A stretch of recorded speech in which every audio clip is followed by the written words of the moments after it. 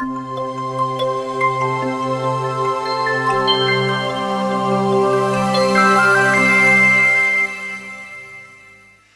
해가 가고 새해가 올 때마다 시간이라는 것이 무엇인가 참 신비하다라는 생각을 합니다. 시간이라는 것은 지구에 여러분이 잘 아시지만은 자전과 공전에 의해서 시간이라는 것이 생기지요. 지구의 자전 속도는 1초에 463m를 간다고 합니다. 1초에 463m. 근데 공전 속도는 자그마치 1초에 30km입니다. 시간으로 따지면 1시간에 107,160km를 지구가 달리는데 음속에 87배랍니다. 그렇게 빨리 달리는데도 하나도 안 어지러우시는 게 신비하죠? 하나님의 신비 속에 우리가 살아가요. 근데 더 신비한 거는요, 지구가 이렇게 있으면 그게 그렇게 빨리 달리는데, 음속에 87배로 달리는데, 지구 덩어리, 땅덩어리만 있는 게 아니라 지구를 감싸고 있는 이 대기권이라는 게 있잖아요. 그 대기권은 안 보이잖아요. 그런데 그 속도로 빨리 달리는데도 대기권이 하나도 흐트러지지 않는다는 거예요. 항상 그 놀라운 대기권 속에 지구는 안전하게 보호되고, 그러면서 자전과 공전이 계속 되고 있다는 거죠. 그러면서 이제 한 해를 시작해서 이제 마지막으로 태양을 한 바퀴 돌고 이제 제자리로 돌아오고 또 지구는 돌게 됩니다. 이런 귀한 세월이 오고 가는 속에 함께 해주신 여러분에게 감사합니다. 여러분, 세월을 이제 세상을 살면서 느끼는 것은 이 풍파 맞는 세상 속에 늘 곁에 친구가 있어준다는 게 얼마나 감사하냐, 우리 곁에 누군가 함께 있어준 게 얼마나 감사하냐라는 생각을 합니다. 힘들 때, 어려울 때, 기쁠 때 언제나 함께 있는 사람들이 친구고 우리의 전우인 줄 믿습니다. 그런 의미에서 옆에 있는 전우들에게 참 인사 좀 하죠. 나의 전우가 되어줘서 고맙습니다.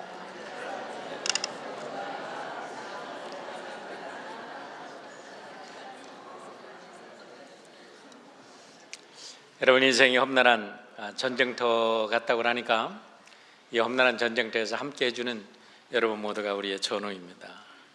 오늘 이렇게 배용환 집사님도 그런 송구영신 예배라 이렇게 송년 예배라 이렇게 나오셨는데 너무나 감사합니다. 지난 한 해 동안 우리는 성령 안에 행복한 교회라는 주제로 여기까지 달려왔습니다. 창립 40주년의 다양한 모습 속에서 우리를 축복하신 하나님께 감사를 드리고, 또 사랑하는 교우 여러분의 수고에 감사를 드립니다. 이제 우리는 한 해를 마무리하고 새해를 맞이할 시간입니다. 그런데 새해를 맞이할 때 중요한 것은 어떤 기준을 가지고 새해를 맞이할 것이냐라는 것이 굉장히 중요합니다. 한 해를 어떤 관점에서 마무리하느냐라는 것은 얼마나 중요하냐면, 그 관점으로 인해서 또 새해를 맞이할 때 우리가 새해가 축복이 되기도 하고 새해가 슬픈 고통의 해가 되기도 하기 때문에 그렇습니다. 여러분, 우리의 삶을 마무리할 때 어떤 기준을 가지고 한 해를 마무리하시려고 지금 작정하고 계시는지요? 1867년, 지금부터 꼭 151년 전에 미국에 엄청난 역사적 사건이 있었던 것 여러분 너무나 잘 알고 계십니다. 그해 3월 30일 새벽에 미국의 39대 대통령 앤드루 존슨의 허락에 의해서 국무부 장관 윌리엄 쇼드하고 미국 러시아 공사 에드와르트 스테컬이 이렇게 알라스카를 이제 미국에 판다는 조약에 사인을 하게 됩니다. 그런데 이런 사인을 할 때 미국의 상하 모든 의원들은 아주 극렬하게 반대를 했고, 미국의 모든 매스컴들은 미친 짓이라고 그들을 비난했습니다. 북극곰의 정원이다 하면서 앤드루 존슨을 북극곰에 비유를 했고, 윌리엄 시워드 국무장관을 어리석은 자, 그래서 시워드 폴리라는 지금 그 단어까지 만들어가지고 이 어리석은 놈의 어리석은 결정 때문에 미국이 엄청난 손해를 본다, 이렇게 아주 모든 매스컴들은 그들을 난도질을 했습니다. 그럼에도 불구하고 그들은 그 결정을 통해서 60만 평방마일에 이르는 미국 전체 지금 본토의 5분의 1에 해당하는 땅을 720만 불에 구입을 하게 됩니다. 그때 한 역사가가 이런 글을 썼다고 그래요. 이미 우리는 인구로 채울 수 없는 영토의 부담을 안았다. 현재 공화국 영토 안에 있는 인디언 원주민들을 다스리기에도 벅차다. 우리는 지금 국가가 신경 써야 할 그런 사람들을 더 늘려서 우리를 더 힘들게 하려고 눈에 불을 켜고 찾아서 추가하고 있는 것은 아닐까. 매입 비용은 높고 매년 행정 비용이 들고 민간과 군사 비용이 점점 많이 계속해 들 것이다. 더구나 그 지역은 국가 영역과 인접해 있지 않다. 불편하고 위험한 거래에 그 영토가 떨어져 있다. 조약은 비밀리에 비준되었고 오전 4시에 서명되고 억지로 합의됐다. 그날 밤에 악행이 일어난 것이다. 역사가에 이런 평가가 있었다는 거죠. 뉴욕 월드라는 그런 그 저널에서는 다 빨아먹은 오렌지다라고 평가를 했고, 뉴욕 트리뷴지에서는 얼어붙은 황무지를 구입했다고 그들을 비난했다고 합니다. 그런데 지금 어떻습니까? 여러분, 알래스카에 저장되어 있는 석유는 우리가 상상을 초월할 정도로 엄청난 매장량이 지금 거기에 묻혀 있는 것을 우리는 압니다.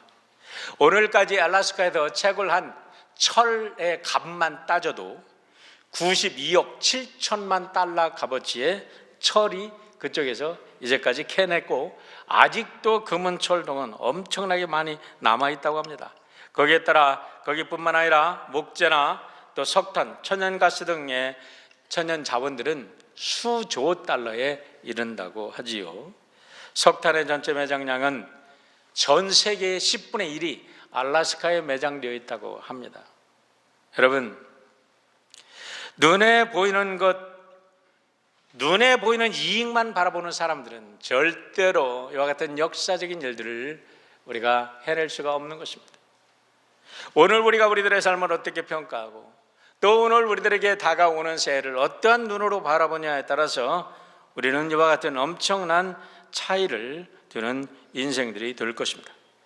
오늘 성년주일 예배를 맞이해서 저는 여호수아 24장 마지막 결론 부분을 가지고 여러분과 함께 어떻게 올 한 해를 마무리하고 또 새해를 맞이할 것인가 생각해 보려고 합니다. 지난 창립주사 40주년을 맞이해서 우리는 여호수아 강의를 시작했고, 이제 올해가 가면서 이 마지막 결론 부분으로 올해를 마감하기 위해서 여러 군데를 건너뛰었지만 오늘 말씀을 전체적으로 정리를 하려고 합니다. 여호수아를 전체적으로 구조를 비교를 해보면 1장부터 5장까지는 가나안을 정복하기 위한 준비 단계였습니다. 6장부터 12장까지는 가나안을 정복하는 이야기였습니다. 그리고 13장부터 21장까지 긴 장이 가나안 땅을 어떻게 정복해서 어떻게 나누느냐에 대한 얘기였는데요. 22장부터 22장, 23장, 24장으로 결론을 내리는데, 이 결론들은 전부 다 뭘로 되어 있냐면 여호수아의 고별 설교로 구성이 되어 있습니다.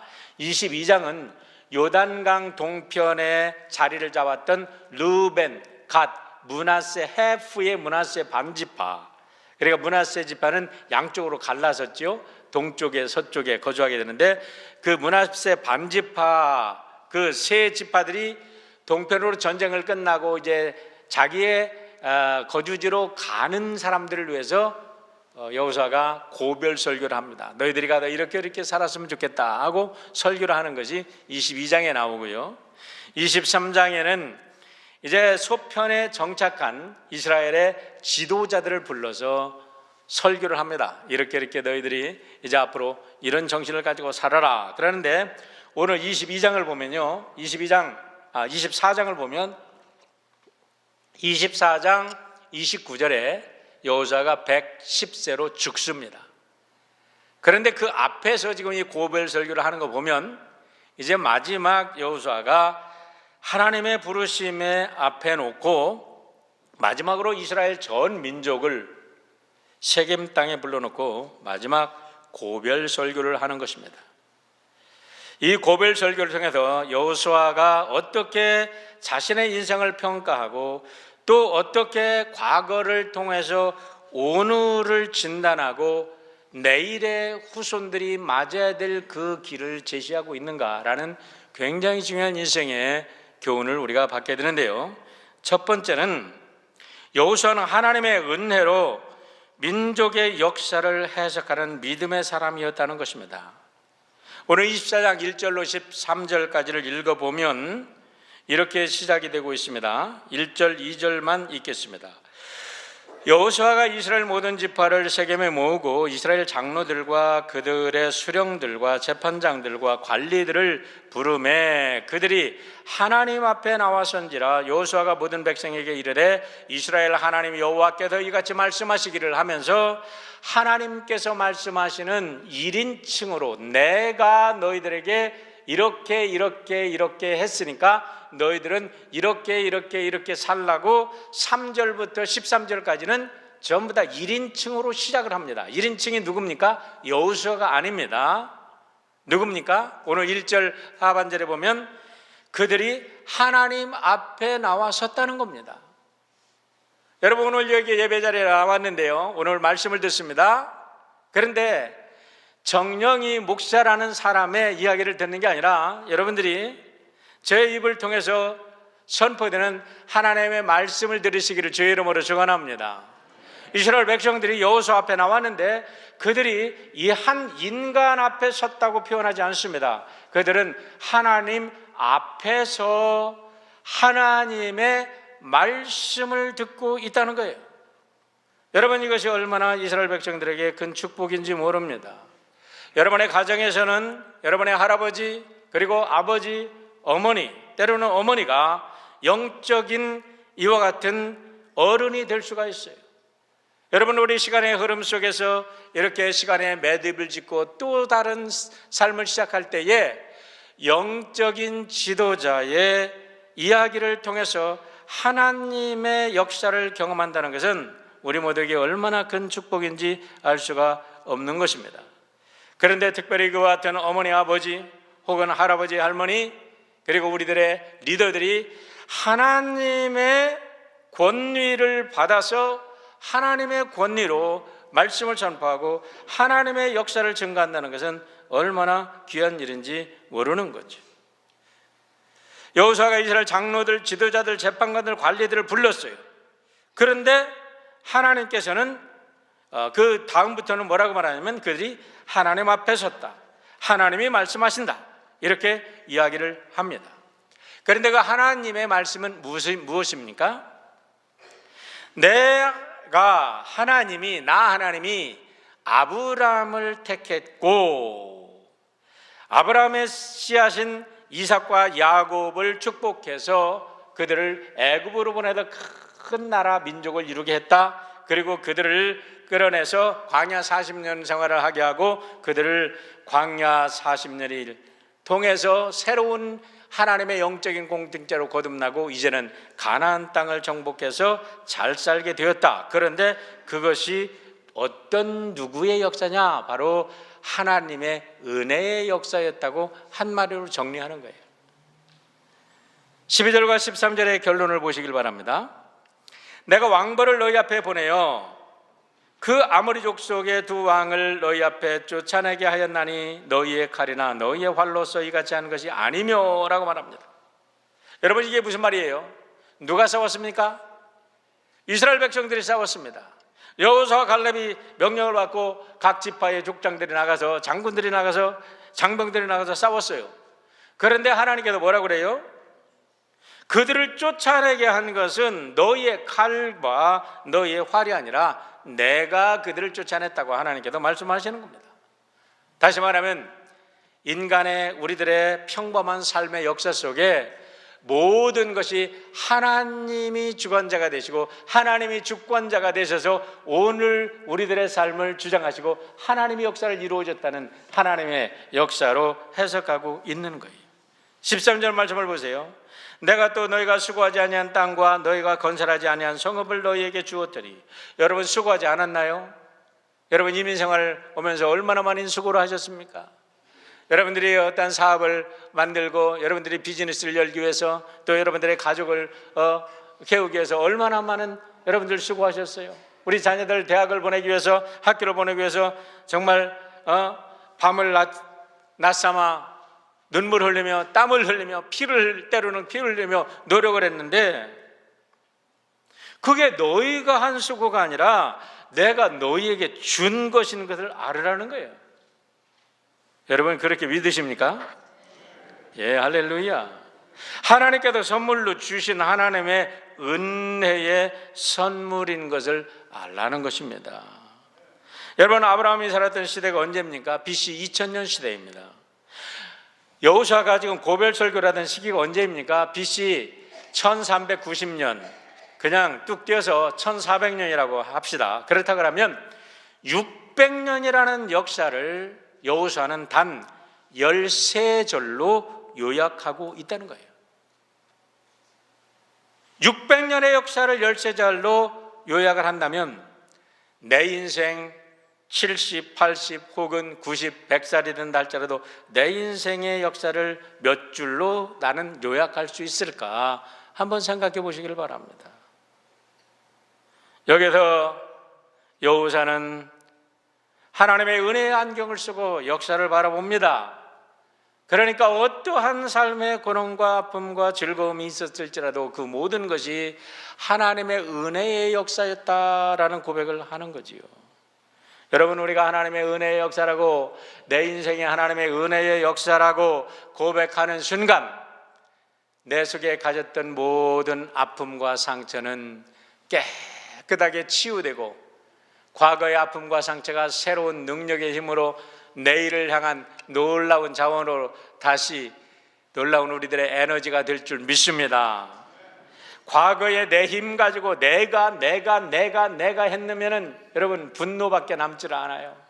내가 이렇게 노력했는데 내가 가진 게 뭐야? 내가 이렇게 열심히 했는데 저 자식들이 나에게 대하는 거는 뭐야? 내가 이렇게 열심히 했는데 왜 우리 부모는 나를 알아주지 않고 날마다 나를 푸시하기만 해? 내가 이렇게 열심히 했는데 나는 왜 이런 배신을 당했어? 그렇게 우리는 원망밖에 남지 않습니다. 하지만 내 중심에서 하나님 중심으로 내 중심에서 하나님의 은혜로 돌았으면요, 어떤 아픔과 어떤 고통이 있을지라도 그 모든 것이 감사로 기쁨으로 찬양으로 바뀌어져서 우리를 새롭게 하셔 주시는 줄 믿습니다. 하나님의 은혜는 놀라운 멜팅 밭이에요. 은혜의 도가니라고 하잖아요. 그래서 하나님의 은혜에 감격하는 사람들 속에서 우리는 놀라운 감사와 새로운 희망을 보게 되는 줄 믿습니다. 1970년대, 80년대 우리 한국은 참 어려웠던 시대입니다. 산업혁명, 그 오랜 5,000년 역사의 농경 문화에서 산업화 시대로 넘어가는 속에 얼마나 많은 여러분 사람들이 고통을 당했는지 아세요? 뭐 인권이다 뭐하다 하면서 지금 하는 사람들이 얘기하는데 그건 모르는 얘기입니다. 그때 그런 사람들의 고통과 아픔이 없었다면 우리나라 절대로 이렇게 서지 못했을 겁니다. 그때 소위 공돌이 공순이라고 그런 말을 먹어가면서 그냥 토끼장 같은 곳에서 그렇게 일을 했던 우리들의 누이와 형제와 자매들이 있었기 때문에, 우리의 선배들이 있었기 때문에 오늘 우리가 있었던 거예요. 그런데 그때 그 아픔과 고통이 있을 때 여러분 그들의 아픔과 고통과 상처를 치유해 주는 것이 그 큰 역할을 한 것이 한국의 기도원 운동이었어요. 우리 엄마 아빠들 얼마나 힘듭니까? 우리 아버지들 여기 참 계시지만 여기 믿는 아버지들은 훌륭하셔. 근데 믿지 않는 아버지들은 날마다 그냥 술 먹고 뭐 물건 집어 던지고 애들 뭐 구타하고 이런 걸 뭐 자연스러운 일로 그렇게 행했던 사람들 아닙니까? 그러다가 그 가족을 지키기 위해서 그냥 그 한많은 한을 쌓이고 쌓이다 도저히 견딜 수가 없어서 내가 이제는 산에 가서 한번 기도해 보고 와서 이 인생 끝내버리겠다 하면서 벗짐지고 기도원에 들어갔던 어머니들, 그들에게도 찬양하고 기도하고 그러다가 콧물 눈물 다 쏟아놓고 그래도 하나님의 은혜로 내가 여기까지 왔지, 그래도 하나님의 은혜로 우리의 자식이 잘 크고 있지 않나, 모든 걸 은혜로 해석하고 다시 돌아와 저들이 가정을 지켰기 때문에 오늘 우리 민족이 세계 10대 경제대국으로 발전한 줄 믿습니다. 그런데 그 은혜를 잊어버리니까 언제부터 자기들이 갑질이 됐습니까? 언제부터 우리가 흙수저가 됐습니까? 여러분, 우리는 흙수저 갑질 그게 아니라 우리 모두가 하나님의 자녀인 줄 믿습니다. 하나님의 은혜 가운데 우리가 바라볼 때 우리 모두가 하나님의 은혜로 오늘을 살아가는 거지요. 누가 태어날 때부터 여러분 입에 무슨 나는 갑질이다, 금수저를 물고 태어나는 사람이 어디 있습니까? 흙수저를 물고 태어나는 사람이 어디 있습니까? 이스라엘 민족도 보세요. 40년 공동체, 400년 동안 공동체가 타향살이했습니다. 300년은 100년 정도는 그 요셉이 있을 때는 그래도 대우받고 살았는지 몰라요. 그런데 그 애굽에서 요셉이 떠난 후에 요셉이 모르는 왕이 바로가 와서 300년을 노예 생활하게 했습니다. 여러분, 그 400년 중에 너무나 고통스러워서 막 부르짖을 때에 그 자녀들을 갖다 버렸다고 그랬잖아요. 막 갖다 그 애굽의 강에다가 이집트에 갔다가 수장을 시켜야 됐잖아. 그때가 언제냐면 모세가 태어났을 때잖아요. 그러고 나서 80년이 더 지났어. 그러니까 300년 동안은 노예 생활을 하고 마지막 100년은 아주 이 노예 생활이 극에 달아서 너무나 견딜 수가 없어. 그런데도 그들이 그와 같은 아픔을 겪고 나서, 그와 같은 고통을 겪고 나서도 그들은 이기적인 백성이 되지 않고 그들은 하나님이 택한 선민 신앙 의식을 가지고 그들이 하나님의 구속의 역사를 이끌어간 것은 하나님의 은혜를 깨달았기 때문이라고 믿습니다. 선민 의식이 다른 나라 사람들 보기에는 나쁜 것이라고 우리는 비난을 합니다. 그러나 그 고난 속에, 노예 생활 속에 정말 자기의 자녀들이, 자기의 부모님들이 언제 어떻게 애굽의 사람들의 군사들에 의해서 끌려가서 죽을지 모르는 그런 노예 생활을 했던 사람들에게 선민의식은 그들을 하나로 묶어주고 그들에게 새로운 용기를 주는 하나님의 큰 은혜였던 것을 우리가 알게 됩니다. 우리도 한 해를 보내고 다시 한 해를 맞이하는 이때에 여러분, 하나님의 은혜로 여러분의 모든 삶을 해석할 수 있는 여러분 모두가 되시길 주의 이름으로 축원합니다. 그렇게 될 때 분명히 우리들의 인생은 새롭게 바뀔 겁니다. 여러분, 내가 중심이 아니라 하나님이 중심이 되는 그 삶으로 우리의 인생이 바뀔 수만 있다면, 우리의 좌표가 새롭게 결정이 되고 쓰여질 수만 있다면 여러분과 저를 통해서 더 아름다운 하나님의 축복이 온 땅을 향해 흘러나가게 될 줄 믿습니다. 이런 의미에서 우리 찬양 한 곡 함께 부르고 오늘 말씀을 계속해서 드리려고 합니다. 제가 박유선 집사님께 우리 찬양을 좀 부탁드렸는데요, 오직 주의 은혜로 찬양을 우리 박 집사님께서 한번 하시고 우리 함께 한번 불러보겠습니다.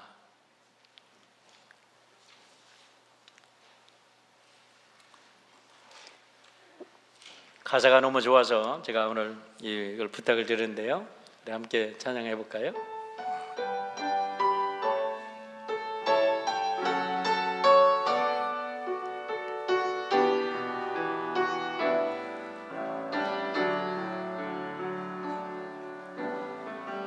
오직 주의 은혜로 지금 여기 서 있네. 한없는 경배, 한없는 찬양, 내 영혼 예배 드리네. 나를 위해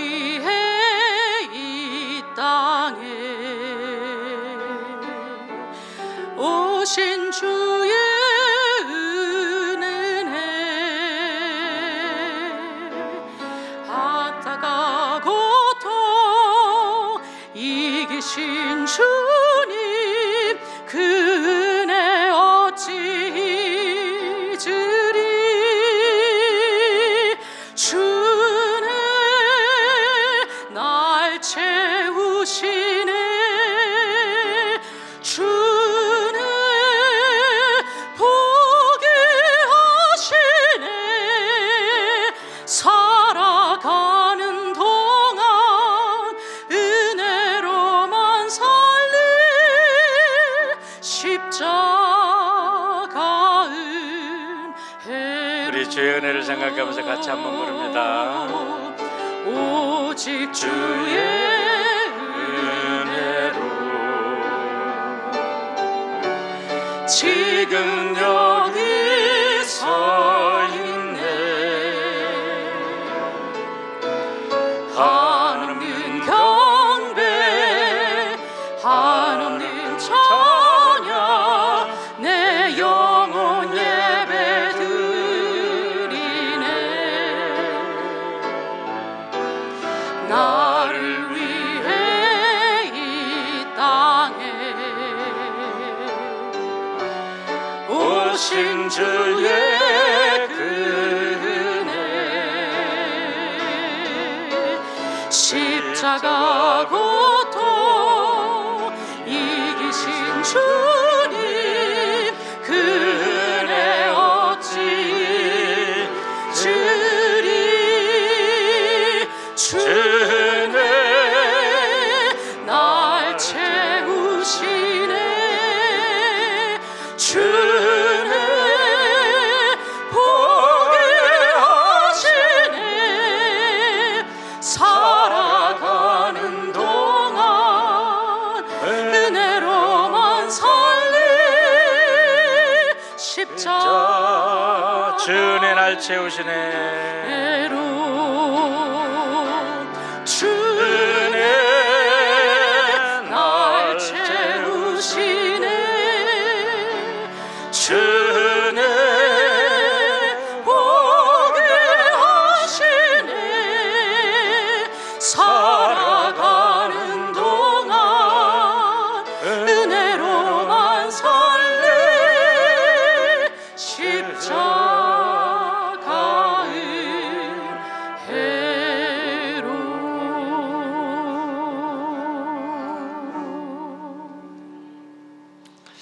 우리 옆에 있는 분들 손 좀 잡아주시고 주의 은혜로만 삽시다 하고 서로 인사 좀 합시다. 주의 은혜로만 삽시다. 주의 은혜로만 삽시다.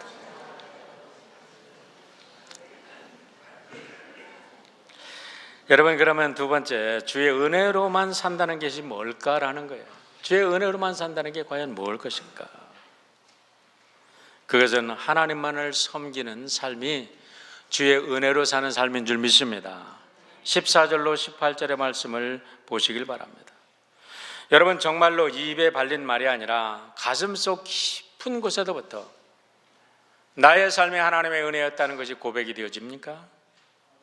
그렇다고 하면은 이제는 나의 삶을 어떻게 살아야 될 것인가 분명한 가치관이 결정되어야 되는데, 그것은 다른 것이 아니라 하나님만을 섬기며 하나님 말씀에만 순종하겠다는 결단이 있어야 될 줄 믿습니다. 하나님도 섬기고 돈도 섬기고 세상의 쾌락도 섬기는 게 아니라 하나님만을 섬길 때 하나님께서 우리의 필요한 모든 것을 채워주시고 더 크게 축복하신다는 사실을 믿으시기를 바랍니다. 14절로 15절의 말씀을 보십시오. 그러므로 이제는 여호와를 경외하며, 그러므로가 뭘까요? 앞에 1절부터 13절까지를 종합하는 결론의 말씀이에요. 접속사예요. 이제 하나님의 모든 것이 하나님의 은혜라면 이제는, 앞으로는 이라는 말도 됩니다. 이제부터는 어떠한 고난이 와도, 어떠한 즐거움이 와도, 어떠한 영광이 나에게 주어져도, 어떠한 수치가 나에게 도와준다 할지라도 그것은 하나의 과정일 뿐이다. 이제부터는 나는 하나님만을 위해서 살겠다, 하나님만을 경외하며 살겠다 하는 결단을 하게 되는 거지요. 그렇습니다.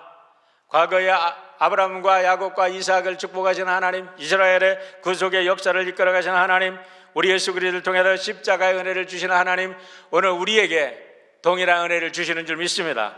그러니까 결론이 무엇입니까? 어떻게 너희들이 택하든, 다른 사람들이 어떻게 택하든 오직 나와 내 집은 여호와를 섬기겠나이다 결정을 하게 되는 겁니다. 그렇습니다. 어떠한 시련이 와도, 고난이 와도, 시험이 와도 하나님만을 섬기는 여러분 되시길 주의 이름으로 축원합니다. 여호수아와 이스라엘 백성의 차이점은 무엇일까요?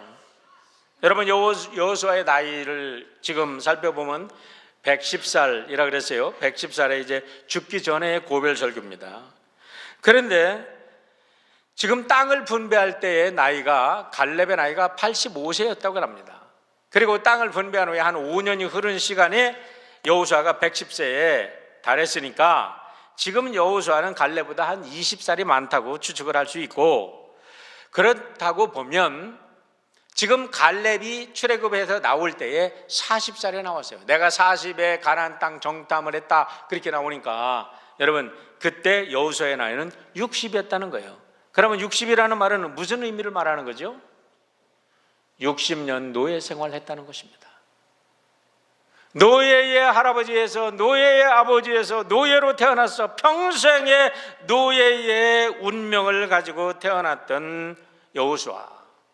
그런데 하나님의 은혜로 모세가 나타나서 여러분 그들을 자유의 백성으로, 하나님의 백성으로 저들을 구원해냈습니다. 그러니까 40년 광야 생활을 할 때도 어떠한 시련과 혹독한 아픔이 온다 할지라도 여호수아는 포기할 수 없어요.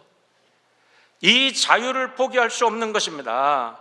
다시는 우리가 애굽으로 돌아가자고 많은 사람들이 돌을 던지면서 저희들에게 항거했지만 다시는 다시 그 시절로 돌아가서 우리의 후손들을 노예화시킬 수 없다는 그 결단이 여호수아에게 있었고, 여호수아는 그래서 이제는 어떠한 내 생명이 죽는 한이 있다 할지라도 나는 하나님만을 섬기며 하나님의 말씀만 따라가겠다고 결단을 하고 있는 거지요.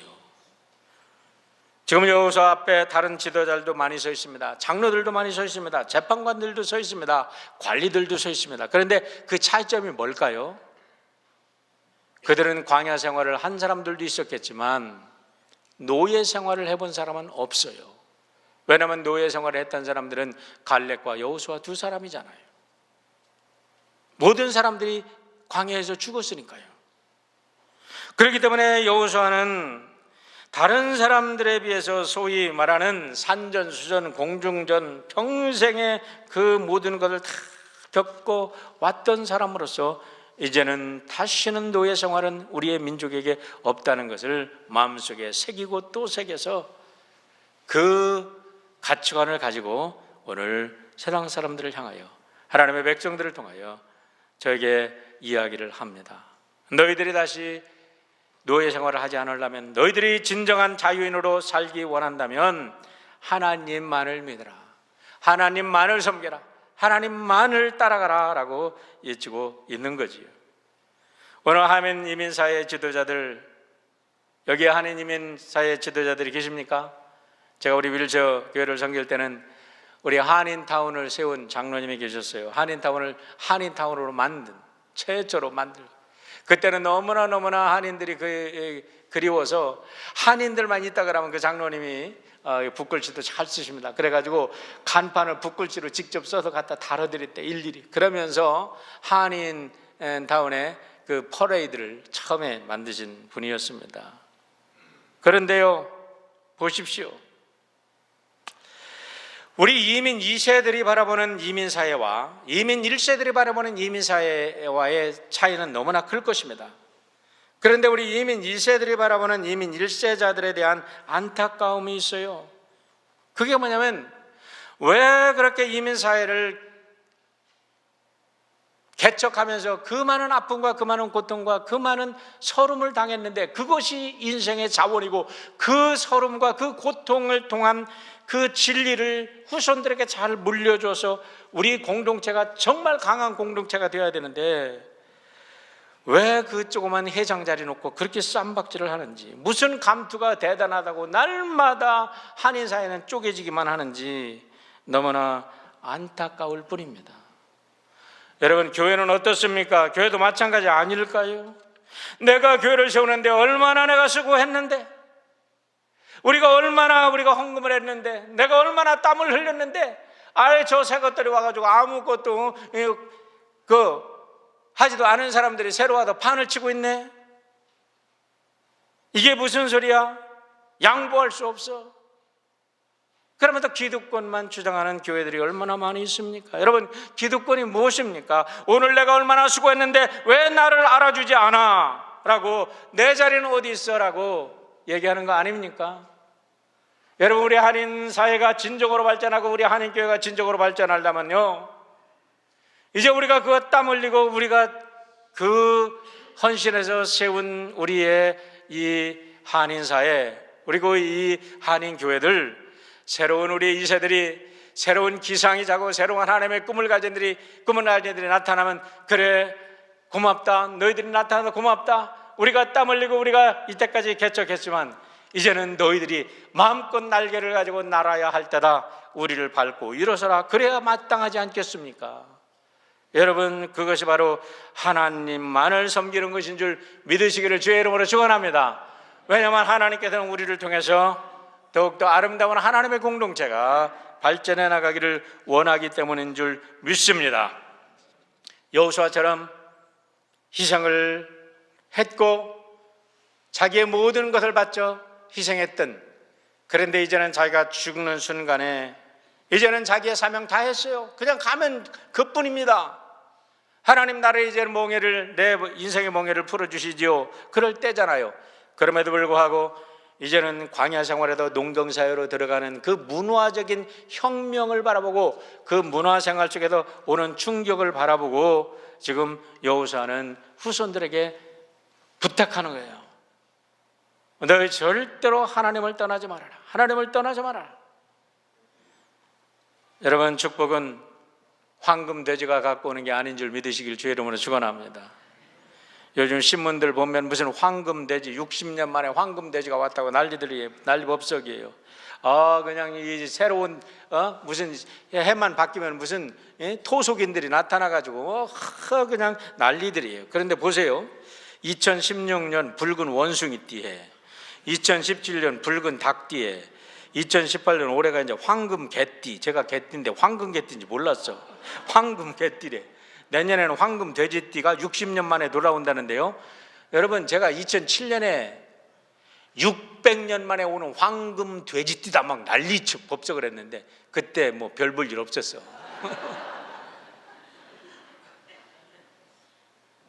인터넷 거짓말하지 않습니다. 구글은 다 알고 있어요. 쳐보면 다 알아. 사랑하는 성도 여러분, 우리가 역사를 새롭게 개척하고 역사를 새롭게 만들려면 하나님의 말씀에 의지해서 하나님의 진리 안에서 행할 때 새로운 역사를 일으키는 줄 믿으시길 바랍니다. 요행은 없습니다. 땀 흘려야 합니다. 일을 해야 합니다. 눈물 흘려야 합니다. 그러나 그 속에서 열매를 맺게 해주시는 그분께 우리의 인생을 맡길 때 그분이 우리를 통해서 하나님의 역사를 이루어갈 것을 믿으시기를 축원합니다.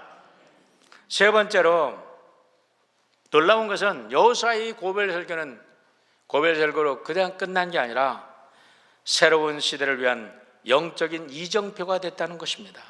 보십시오. 16절로 18절. 백성이 대답하여 이르되 우리가 결단코 여호와를 버리고 다른 신을 섬기기를 하지 아니하오리니. 그들이 결단합니다. 결단코. 이는 우리 하나님 여호와께서 친히 우리와 우리 조상들을 인도하여 애굽 땅 종되었던 집에서 올라오게 하시고 자기들의 역사를 이제 보는 거예요. 하나님의 역사였구나, 하나님의 은혜의 역사구나 깨달았죠. 우리의 목전에서 그 큰 이적을 행하시고 우리가 행한 모든 길과 우리가 지나온 모든 백성들 중에 우리를 보호하셨으며, 여호수아가 말씀할 때까지 그 광야의 험난한 길이 하나님의 은혜의 길인지를 그들을 깨닫지 못했어. 그런데 이제 여호수아의 고별 설교를 듣고 보니까 새로운 은혜의 안경을 가지고 그들은 자기의 인생을 새롭게 해석하게 되었고 앞으로 다가오는 미래의 세계까지도 새로운 이정표를 세우고 새로운 가치관을 가지고 바라보는 하나님의 백성들이 됐다는 것입니다. 18절입니다. 여호와께서 또 모든 백성들과 이 땅에 거주하는 아모리 족속을 우리 앞에서 쫓아내셨습니다. 전쟁에 봤잖아요. 전쟁을 했잖아요. 그런데 그것이 하나님의 은혜였다는 것을 그들이 인정합니다. 그러고 나서 그러므로 우리도 여호와를 섬기리니 그는 우리의 하나님이시니이다. 그러므로 우리도 하나님을 섬기겠습니다 하고 결단했어요. 그런데 보세요. 사사기에 넘어가면요, 이 문화의 힘이 얼마나 무지막, 요즘에 어마무시하다 그래. 어마무시한지 그냥 그들이 농경 문화 속에, 바벨의 문화 속에, 아셀의 문화 속에 막 들어가고, 그때마다 하나님께서는 다시 그들을 세워서, 사사를 세워서 하나님의 신앙을 회복시켜주는 그런 은혜의 사이클이 계속 돌아가는 것을 우리가 보게 됩니다. 여러분, 새로운 시대는 언제나 우리들의 삶에 굉장한 충격으로 다가옵니다. 목초고의 뿌리를 가졌던 사람들, 노예 생활을 청산하고 이제 농경 문화 속으로 들어가면서 저들에게 자신의 정체성을 잃어가는 엄청난 충격 앞에 서서 그들은 가나안 땅을 바라보고 있는데, 여호수아는 그것을 미리 예견해 본 영적인 지도자였어요. 그것을 바라보면서 새로운 시대의 새로운 자녀들이 만날 그 문화적 충격을 극복하고 저들이 계속해서 하나님 나라를 건설하기 위해서는 너희들이 하나님의 은혜로 세계를 해석하고 하나님의 말씀에 순종함으로 나가야 된다는 것을 이야기를 해 준 것입니다. 오늘 여호수아를 통해서 우리가 배워야 될 것이 무엇입니까? 여러분, 우리 한인 이민사에 정말 제가 유학 올 때 1990년도 유학 와서 웨스턴 거리를 바라볼 때하고 지금 한 30여 년이 지난 후에 웨스턴 거리는, 윌셔 거리는 너무나 큰 차이가 났어요. 정말 휘황찬란할 정도로 많이 발전했습니다. 그러나 이제는 또 AI 시대가 닥쳐오면서 우리가 새로운 이제 과거의 그런 우리 고정관념과 과거의 생활 패턴으로는 도저히 살아갈 수 없는 새로운 문화적 충격이 다가오고 있습니다. 우리 조국은 어떻습니까?